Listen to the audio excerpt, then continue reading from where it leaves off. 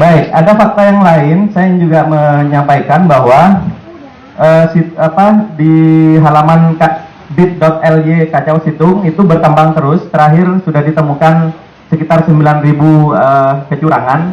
Itu ditemukan oleh robot, bukan laporan masyarakat. Jadi robot program yang dibuat oleh teman-teman IT itu sudah menemukan sekitar 7.900 lebih. Sekarang terus berkembang, setiap hari berkembang. Dan makin mereka mengubah-ubah, makin ketahuan nanti. Alhamdulillah kami inisiatif sejak Selasa sore, saya dan Bang Abi dengan teman-teman alumni perguruan tinggi bersepakat untuk membuat robot yang bisa memotret halaman KPU dari menit ke menit. Jadi saya hanya memerlukan 50 sampai 100 laptop untuk mengetahui sebuah TPS ini dipermainkan apa tidak angkanya. Jadi saya mungkin ada KPU atau perwakilan yang hadir di sini, tolong jangan dimainkan lagi.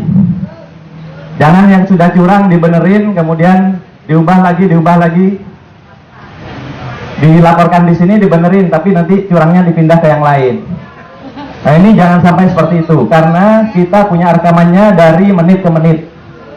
Setiap halaman sampai ke TPS. Jadi nanti boleh di-query, boleh ditanya ke mesin kami, TPS ini pernah berubah berapa kali angkanya. Ya. Jadi, dan sistem ini kami tidak menghabiskan 24 triliun. Ya. Jadi, sistem saya hanya perlu menyewa laptop 700.000 kali 100 laptop. Cuma 70 juta. Saya hanya memerintahkan staf saya 2 hari membuat aplikasinya. Saya kemudian hosting di bukan hosting ya, menyewa server hanya $80 sebulan. Hanya 1 juta saja. Jadi nggak sampai 100 juta, KPU ini sudah hilang kredibilitasnya. Ya. Jadi nggak perlu bukti aneh-aneh. Itu ya. Dan saya cukup satu tentara lulusan SMK. Saya buktikan ijazahnya ya.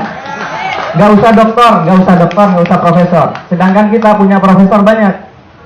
Kita kasih aja, biar staf saya itu duduk, suruh nyalakan laptopnya, kemudian nyalakan, nggak usah bicara.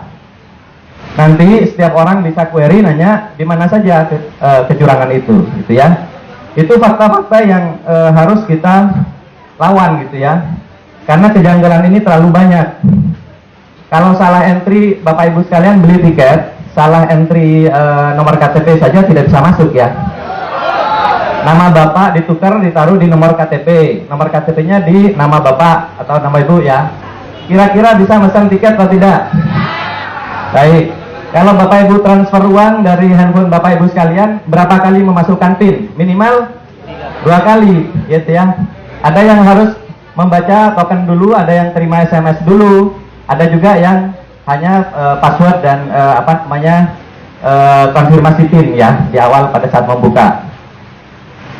Tapi apakah di sistem KPU itu terjadi?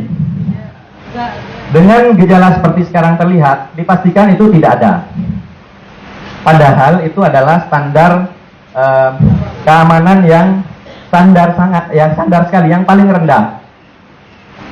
Sedangkan kita bisa melihat komposisi server dan sebagainya yang ada di KPU itu sekarang, itu bagaimana akses door-nya, kemudian ada log orang yang keluar masuk di situ, username password yang didaftarkan itu apakah passwordnya dikirim lewat handphone atau dikirim lewat printout atau apa, gitu ya. Apakah ketika terima password harus langsung diubah setelah login pertama kali? Nah itu kan harus diperiksa semua. Oleh karena itu kami mengusulkan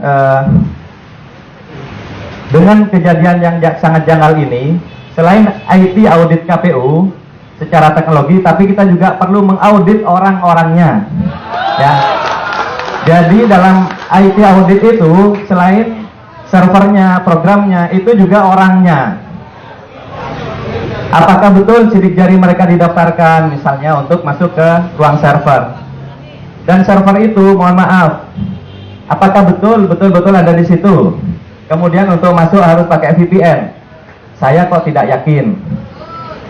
Itu ya. Kemudian sekarang dari KPUD itu yang menginput data, saluran VPN-nya seperti apa.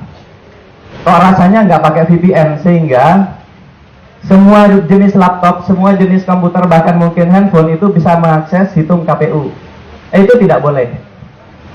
Pertama, rawan untuk down ya. Yang kedua, rawan dimasuki oleh intruder. Yang ketiga, ya sudah, saya yang paling curiga, yang ketiga adalah social engineering. Jadi password-password itu memang sembarangan dikasih, atau dikasih ke orang-orang tertentu yang mengamati angka-angka yang gampang dimanipulasi. Misalnya 11, jadi 111. Dia nggak nginput misalnya 211, dia bikin 111. Karena nanti bisa bilang keyboardnya rusak Pak, gitu. Itu ya, jadi lebih memilih nambah di depan daripada nambah 0 di belakang. Lebih banyak yang seperti itu kasusnya. Kemudian punya kita berapa? Ada silang 111. Silang 11 dimasukkan 111. Nanti bilang Pak maaf Pak ngantuk. Nah yang seperti ini boleh jadi